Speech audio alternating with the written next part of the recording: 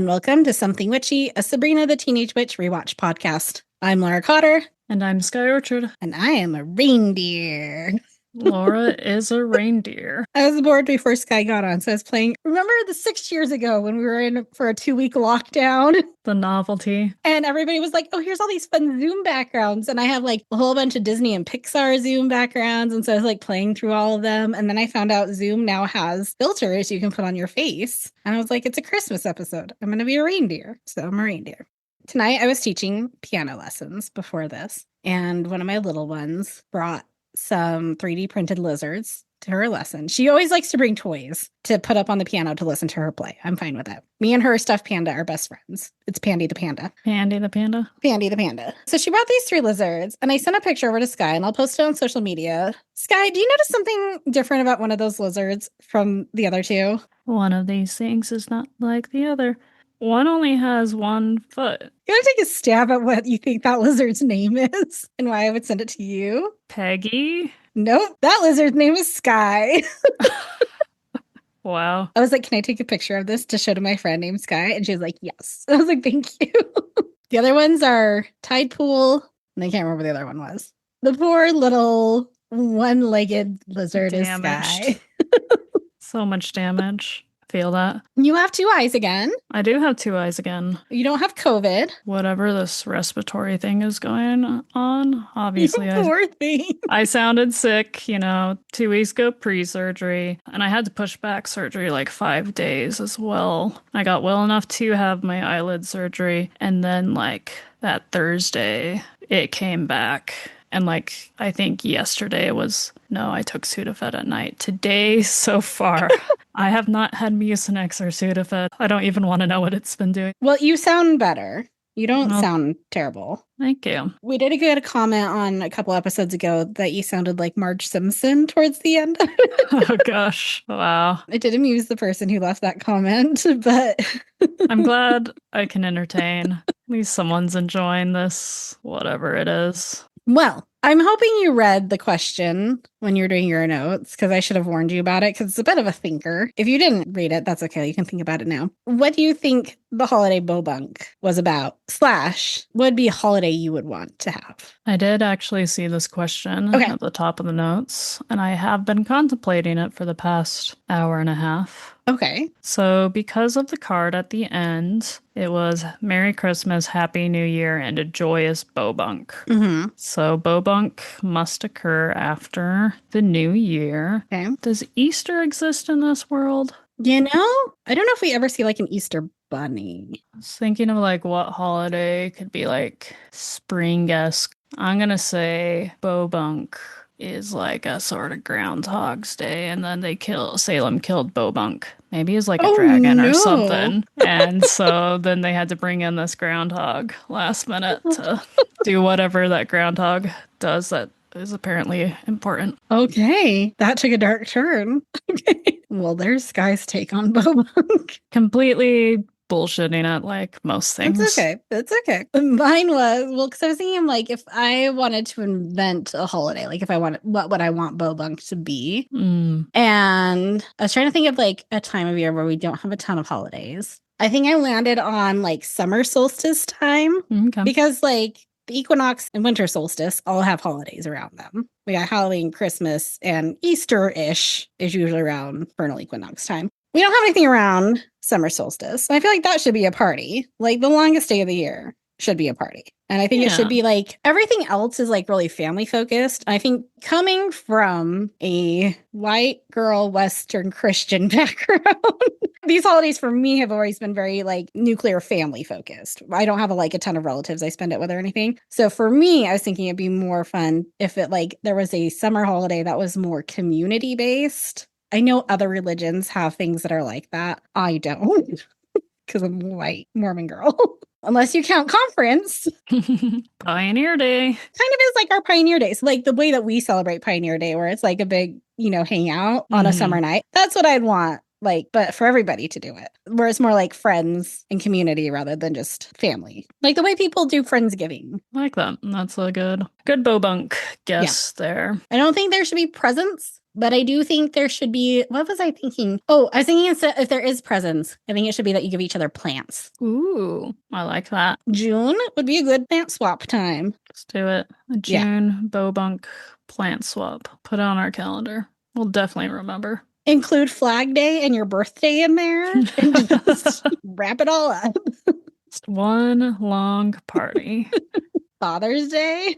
Get your dad a Bobunk tie for Father's Day. Oh boy. Okay. Oh, I can't itch my eye or else my nose goes weird places. That reindeer filter. My reindeer nose.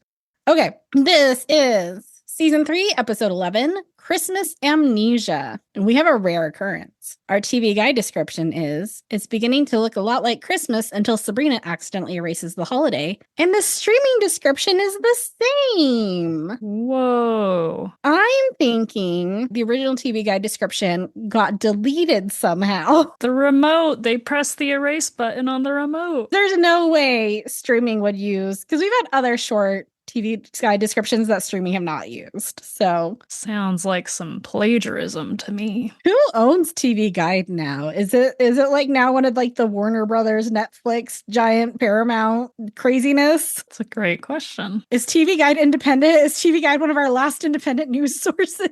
I mean, at the end of the day, it's all like a monopoly of like 4 companies. Fandom, formerly known as WikiCities and Wikia, is a media conglomerate backed by a private equity firm. It has GameSpot, TV Guide, Game FAQs, Metacritic, Comic Vine. It's just a bunch of websites that they own, it looks like. Interesting. It originally aired December 11th, 1998. Kenneth Koch is returning as our director, and Frank Conniff is returning as our writer. Guest stars.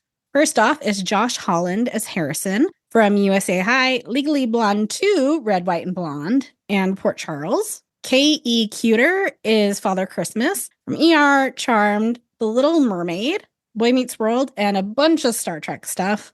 Gary Morgan as a doorman is mostly a stuntman. Did stunts for Back to the Future Part 2 and 3, Newsies, The Mask of Zorro, Rush Hour 2 and 3, Holes, and something called Silence of the Hams. Add it to our list. I don't even need to know a description. I'm sold. The poster was kind of funny too, if I remember. Next is Buddy Lewis as policeman from Drake and Josh, That's So Raven, Reno 911, and Pandemically Single. That came out in 2020. You're not as enthused about putting that one on the list. Last one, and this one is going to lead to a tangent. I'm so sorry to everybody. If you want to skip past this, please, but it's going to be fun to talk about. Lastly, we have Davy Chase as the little girl.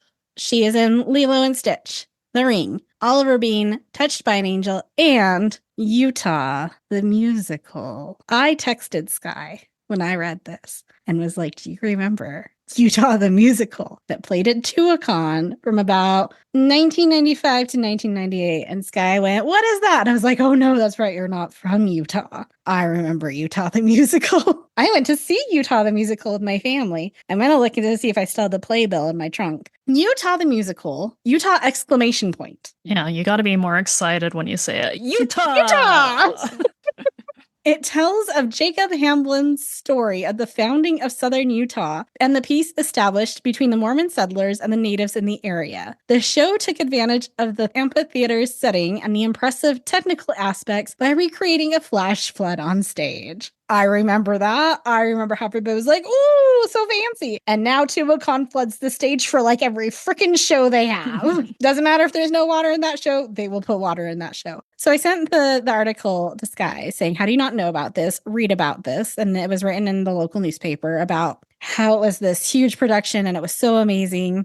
Composed by Kurt Bester of Christmas fame. And then I was reading more, and it was like, oh, the lyrics are by the guy who did a movie called Saturday's Warrior. Most of you who are listening to this are not going to know what Saturday's Warrior are. I think there's at least one person who will. If you enjoy recreational, mind-altering substances, might I suggest you partake in the substance of your choice and you watch Saturday's Warrior one night. It is about a Mormon family and about the trials and tribulations of being Mormon, and has some of the most interesting songs you will ever hear. Did you ever listen to the one I linked to you, Skye? No. The Will I Wait for You? Oh, okay. I said, but do I want it in my head? This feels like a trap. Yes. And you said, click it in all caps. And then you said, I'm working. And I was like, so what? Just listen to it anyway. Anyway, so it's part of every millennial Utah Mormon's upbringing to have watched Saturday's Warrior at least once. I have not watched it. It's an experience that like is so hard to describe because you just gotta live it for yourself. So that's my recommendation, everybody. Take a pill, smoke a joint, drink some alcohol. Wow. And then enjoy Saturday's Warrior the way it was meant to be enjoyed. Or try doing it sober and maybe you'll love it. I don't know. What were your overall thoughts on this episode, Skye? I liked the start. I like a Sabrina Scrooge, someone after my own heart. Okay. And then I didn't like the end. And we'll get closer to the end and we'll talk about why I didn't like the end. Okay. Specifically, the very end. I am very frustrated. Okay. It was fine. Was it the best Christmas episode we've had? No. It was cute. I like the Salem wanting a snowboard subplot. Melissa Joan Hart sounded very sick during this episode. She sounded like you sounded 2 episodes ago on this podcast. Yeah. It was very noticeable. I felt for her. I was looking at the Sabrina wiki because sometimes they have like fun little facts. And I was just saying they didn't note that she sounds like she has a cold. But then it says, another likely scenario was that she was also a party goer who dabbled in drug usage. As revealed in her autobiography, Melissa explains it all. What drugs make you sound like you have a cold? I don't even know. I don't think this was a drug. Like, if she says she used drugs occasionally, like, I'm not going to be like, Melissa Joan Hart never used drugs. She's a saint. I just advocated for drug use earlier on this podcast. You sure did. I don't believe any drugs that I know of would make you sound congested. Yeah, I think it's just a good old case of the congestion. Maybe she has a lot of Mucinex in her system and Sudafed. I think she would sound less congested if she did. Maybe she didn't have enough. Yeah.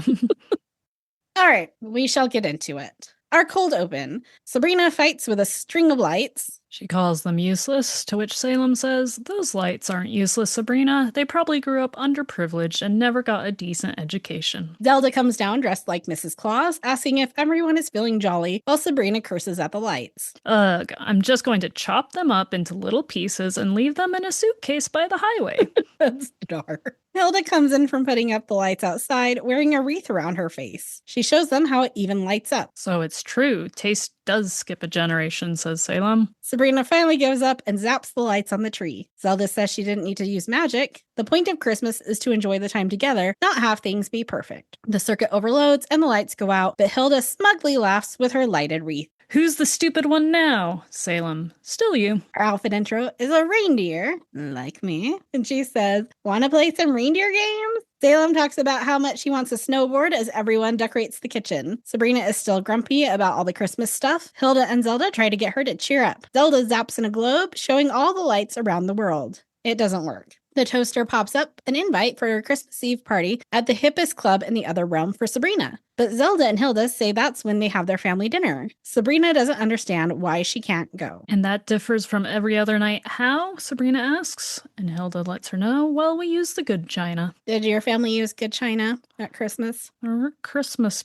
plates. I don't know if they were china. I don't think that was china. They weren't like paper or plastic, were they? A plate, whatever plates are made out of. I count that as the good china. Perfect. We had fancy plates too. And then my mom was like, I hate washing things by hands. We're not doing this anymore. And I think she got rid of it.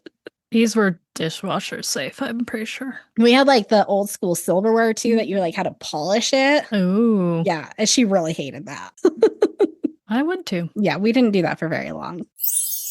Mrs. Quick is passing out candy canes with her mom, both dressed like elves. She even cancels all the tests for the day. Valerie and Harvey greet a still moody Sabrina with a Merry Christmas. Harvey is excited because his mom is over her morning sickness and they can have gravy. I had no clue she was pregnant. Crazy. I am actually excited for the episode where his mom gives birth because it's pretty cute. Oh gosh. I know you're going to like it, I think.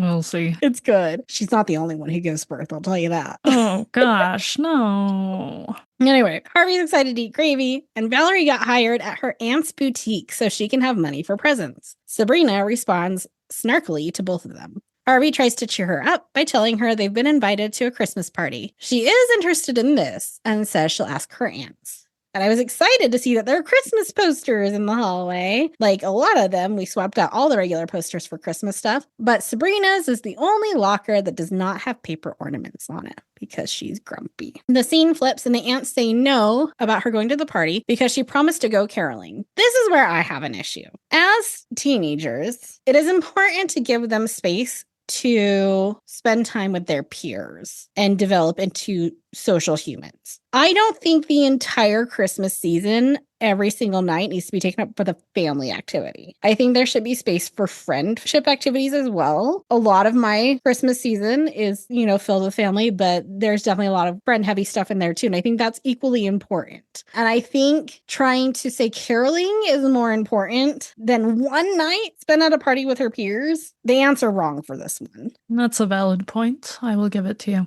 Also because it's caroling. Yeah. I know. But anyway, Sabrina doesn't stand up for herself.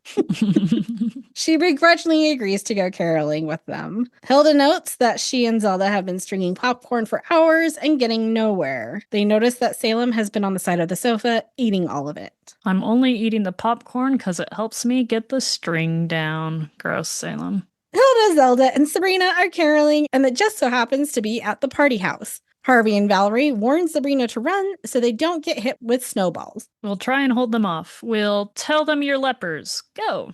Zelda and Hilda don't understand why Sabrina's upset and think it's fun that there's a party and maybe there's wassail inside. Zelda and Hilda, clue in a little bit. You saw Harvey and Valerie at the door. You understand that this is the party Sabrina wanted to go to. I've never seen the aunts be this clueless before about being a teenager. Sabrina runs off, and Zelda and Hilda agree they need to double their efforts to get Sabrina in the holiday spirit. So they're just going to make things worse. We get a montage to Rocking Around the Christmas Tree by Brenda Lee on Hulu. It was Jingle Bells on Paramount Plus. A specific Jingle Bells or just like instrumental Jingle Bells? I could actually hear the lyrics. There was actually people singing. Sabrina is posing with a mall Santa, then building a snowman that Sabrina puts a frowny face on. Hilda and Zelda are posing with the mall Santa, not the small Santa. They're building gingerbread houses, and Sabrina's is the jail, but it was pretty impressive looking being built out of gingerbread. I built a gingerbread graveyard the last time I built gingerbread. That makes sense for you. Kids are laughing as all three pose with the mall Santa. They are reading Christmas stories, but Sabrina's reading Crime and Punishment. They're hanging their stockings with their names, and Sabrina's says whatever. Salem sneaks down to the Christmas tree when everyone is out and unwraps all the presents looking for his snowboard. Very important observation I made is we have a different cat actor than the last episode who's slightly chunkier because that cat actor's primordial pooch is swinging as it runs to the tree. Very swinging pooch. That's probably more accurate for Salem, to be honest. That's very true. Sometimes those cats are a little svelte, and that's not the Salem that we know. And love. Did you see the post Melissa Joan Hart put on Instagram of the I always think about him, and it's pictures of her with Salem over the years? No, I did not see that. I shared it on our Instagram. It was really funny. The family arrives back home before he can get to the one that's snowboard shaped. He runs off saying they've been attacked by the unwrapping bandit. Hilda compliments the show they just saw. And I'm like, oh, it's the Nutcracker, based on the comment and their outfits. And then Sabrina says maybe she's just too old for Rugrats on Ice and storms off. I would love Rugrats on Ice. Really? That sounds like a great throwback to childhood. Yeah. Are you not a Rugrats fan? Did you not own the orange VHS? We did not have cable. So I didn't see any of this until my sister went to college when I was 12, and she had cable in her dorm. And on moving days, I got to watch all the Nickelodeon I wanted, which is how I got into Blue's Clues at the age of 12. But no, I didn't grow up with Rugrats. Gasp. Yeah, I know. I grew up with Saturday's Warrior. One of us has more culture, and it's me. Excuse me? You have not listened to that. I will wait for you. I mean, yes, but I have listened several times to the ooh ee ooh ah ah ting tang walla walla bing bang. Okay. Sabrina finds a present on her desk in her room from the other realm. She opens it, and a voice reminds her about the party she was invited to while Salem dances. Are you going to wrap this for us? We shall see. Okay, let's do it. Yo, what's up? There's a Christmas Eve party in the other realm. There's some cool party people who at the helm. You're sitting in the house and it's already started. You was invited, girl. Why aren't you at the party? Peace. That last rhyme. Not great. No, it's not great. Oh, and it like flings little confetti into the air when she opens it too while it's singing. Sabrina decides to ask the ants about going again. We flip scene to the ants saying yes this time. They've done everything to put her in the holiday spirit, and it hasn't worked, so she can go. She would have been in the holiday spirit if they'd let her do the things she wanted, which was go hang out with her friends. Like, that would have helped put her in the holiday spirit. Forcing her to do things that are embarrassing or hard for her as a teenager is not going to do it. I say as a person who's never raised a child. But I have been a teenager.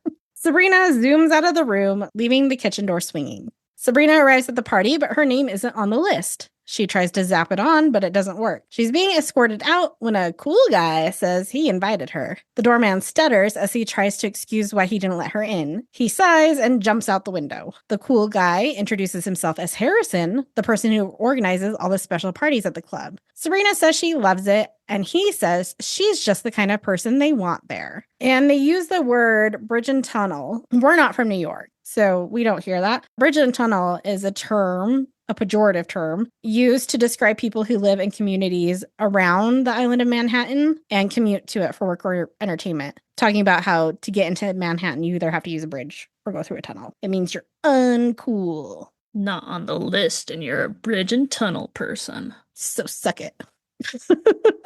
I don't know what the equivalent would be for us.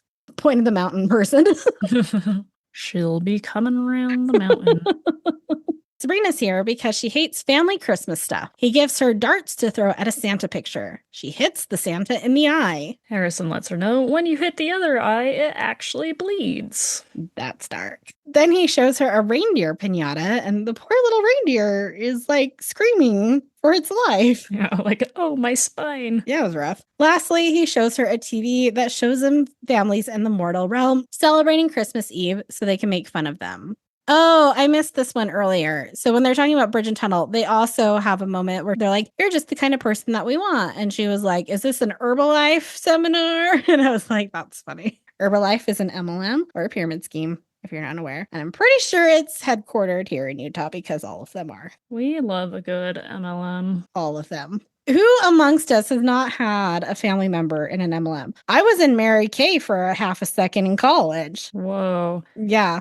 Guess what? Herbalife is actually located in LA. Oh, it's Unique that's located here. Unique and doTERRA. And Young Living and USANA. New Skin? Or does New Skin just give money to things around here? The only good things that have come out of an MLM. Number one. And this doesn't exist anymore. I'm really bummed about it. The essential oil MLMs like to sponsor the University of Utah gymnastics team. And there used to be a tiny Young Living blimp that would fly around the Huntsman Center and it would drop t-shirts into the crowd. They don't have that anymore because now doTERRA sponsors them. But we are the only gymnastics team in the country that has a beam that is specially branded with doTERRA on it. New Skin is down around that point of the mountain in Provo. Okay, that's what I thought. Okay, so they're watching people on the TV so they can make fun of them. And we've seen this before. We saw this in Third Ant from the Sun. There's a lot of spying on people through TV screens in the other realm, and I'm uncomfortable with this. Because, like, the ants are magic, and they don't even know they're being spied on. So mortals definitely don't know when they're being spied on. You could watch anybody doing anything, and that seems very uncomfortable to me. I do not like this concept, anti this storyline. The equivalent of your cell phone listening to everything. They claim it doesn't. Oh, it does. So much a lie. Although anytime, like half the time I try to get my Google to listen to me to set a timer, it doesn't actually listen. When I do want it to listen, it's not listening. Well, it's too busy selling your data to actually help you with a timer. And I'm like walking around my house screaming like, okay, Google. I once told Google Maps it sucks in my car.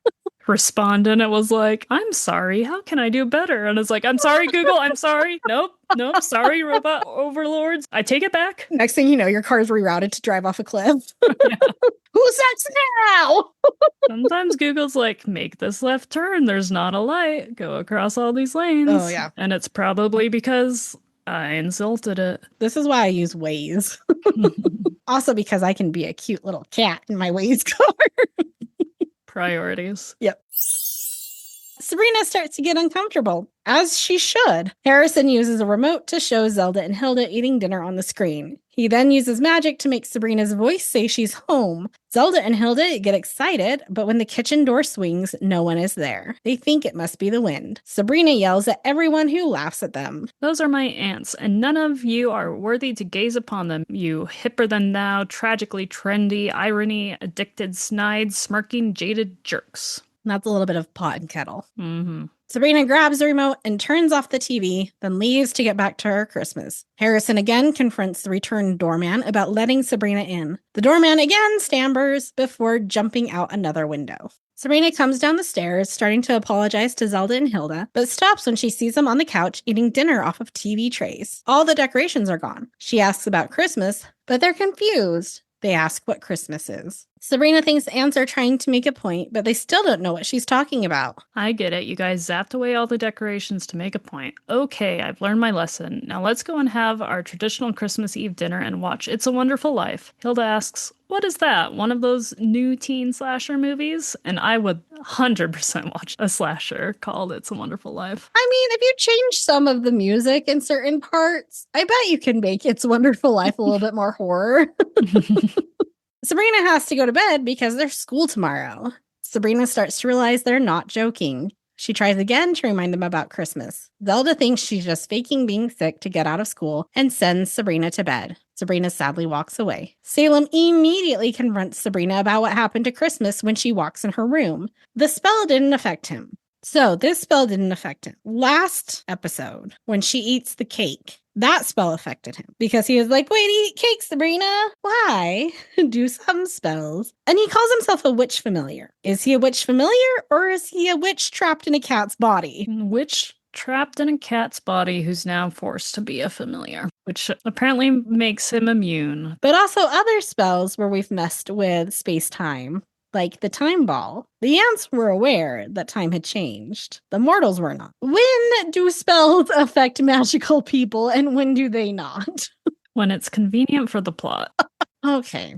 Salem tells Sabrina she did something at the other realm party. She realizes she may have used an erase button on the remote, but maybe it didn't affect the whole world. She zaps in the globe from earlier, and now there are no lights. Salem warns her she has 24 hours to bring Christmas back, or it will be gone forever. He knows because the same thing happened to him and Bobunk. Sabrina decides to do Christmassy things to try and get people to remember. Salem says that didn't work with Bobunk. Your suggestion that maybe Bobunk was groundhogsy. I'm just imagining a human Salem walking around with a groundhog being, look at the groundhog! Look at the groundhog! The next morning, Sabrina has laid out a huge Christmas breakfast for the ants. She gives them eggnog and candy canes. Hilda thinks eggnog is disgusting, and Zelda breaks a tooth on the candy cane. Sabrina wishes everyone a Merry December 25th at school and hands gifts to a depressed Harvey and Valerie. Valerie got fired from her aunt's store because it's a slow time of the year, and Harvey's allowance got slashed because no one is using his dad's exterminator business to get rid of bugs before parties. Is that the only reason to get rid of a bug? And also, are there a lot of bugs in the winter in Massachusetts to get rid of? He says nobody cares if their homes are riddled with insects, so the insects are just friends. Disagree. I will allow 2 spiders to live every summer in my garage, and that is the limit. It's very gracious of you. In the Bobunk spirit, you allow those 2 spiders to live. That is 2 more than I would have used to live until I had a year where I lived with a scorpion infestation. Oh gosh. Out in Georgia. And now I am pro spider. Oh boy, I realized I hate scorpions more.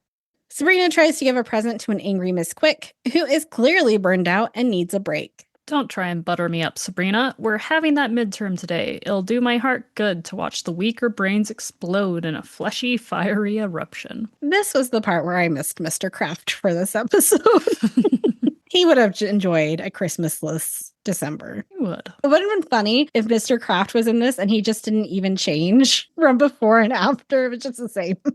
Sabrina tries singing Silent Night during the test in Miss Quick's class. Miss Quick tells her to stop. Harvey and Valerie ask what that song is. This is where the scene ends in Paramount Plus. Oh, that's so weird. Because they ask her, Valerie says, like, is that the new Celine Dion song?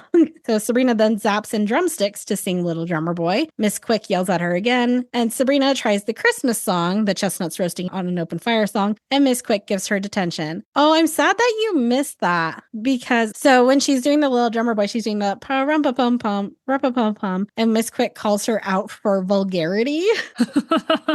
And then she starts singing the chestnuts roasting. And Miss Quick's like, that's it, Miss Potty Mouth. You get detention. Amazing. I'm really sad you didn't get that. Oh, Paramount Plus.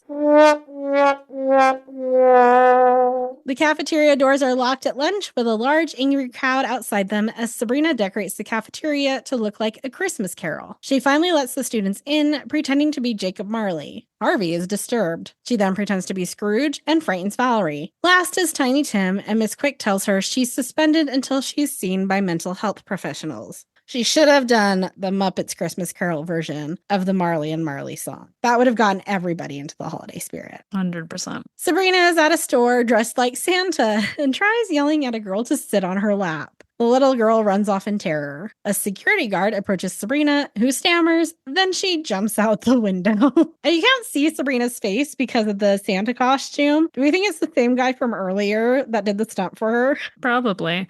I also love watching those jump out the windows because you can see like the fabric curtain behind sway in all of these jumps. What are you talking about? This is a high quality production, Skye. Oh, yes. AI could never.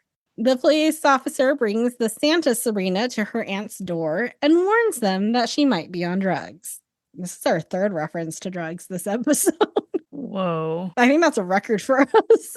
Sabrina lays in her bed talking to Salem. She's got to find someone who remembers Christmas. Salem tells her to try Father Christmas, who is clearly not Santa Claus, as we met Santa Claus last year. She finds him in the Witch Pink pages. Sabrina finds Father Christmas fishing on a family vacation with his wife and their many very white grandchildren. He's enjoying this rare break from Christmas. Sabrina doesn't understand. He says Christmas isn't as important as spending time with your family. She asks him to get Christmas back, but he can't help her. Can't you help me get Christmas back? I mean, as a favor? I didn't want to mention this, but my country did save your butt during World War II. Which country do we think she's implying he's from? Poland? Maybe. I was like, I don't think we saved the Nordic countries. I think that was Russia. But also, they weren't super involved. But like, I don't know what country it is she's saying that we saved. But okay. And St. Nicholas technically was in Turkey. Papa Noel's French. Maybe she's trying to say we saved the French? Maybe. That's a thing us Americans like to say. We like to think we're saving people. Only Sabrina can undo what she's done. Sabrina paces in the living room. Christmas is almost gone for good. It's 11 p.m. and the aunts are leaving to go to the pharmacy. What pharmacy? What do you need so urgently? Do you need antibiotics? Do you have strep throat? What's going on? They also need some of the drugs.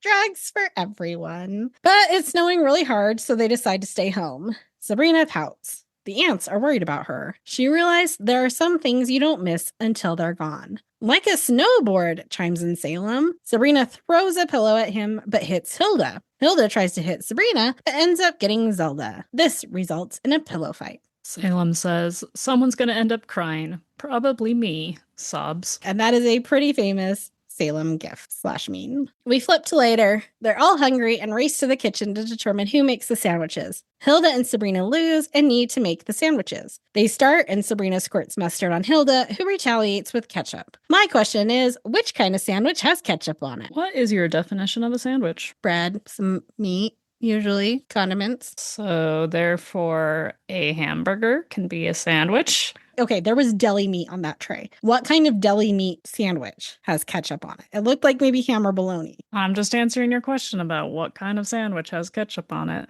And I present to you a hamburger. Fine. Don't roll your eyes at me. Yes, but deli meat sandwich. What kind of deli meat sandwich do you eat with ketchup? You know, these people eat asparagus with ketchup, which is terrible. So That's true. maybe family secret actually is that they're addicted to ketchup and they should not use it in half the ways they do. Done. I solved it. I'm going to need you to eat a ham and ketchup sandwich.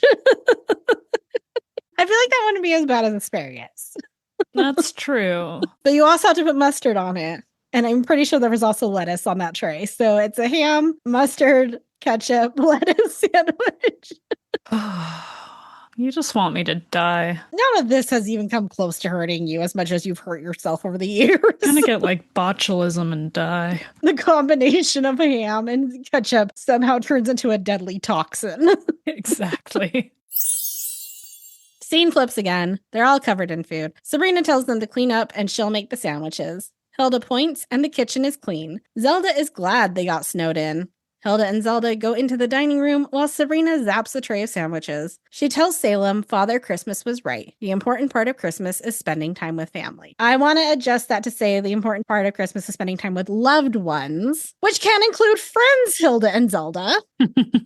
Magic pings and we get some magically sparkly dust. When she walks into the dining room, Christmas Eve has returned. The Answer's so happy she's decided to have dinner with them. Sabrina tries to say it's not Christmas Eve, but realizes that they've both said Christmas. She grabs Salem and takes him into the living room where the decorations and presents have returned. The doorbell rings and Harvey and Valerie are there with presents. Valerie asks why Sabrina is smiling so much. She searches for a reason and says it's because Harvey is under the mistletoe. Zelda comes in with a tray of glasses with eggnog. They all toast to family, friends, and Christmas being back, even though none of them remember Christmas being gone. And this is part of my theory that people just let Sabrina say whatever she wants and don't question it. Our end tag. Sabrina opens a present from Father Christmas, or Cousin Chris. It's a picture of Robert E. Lee, and it's a clue to the family secret.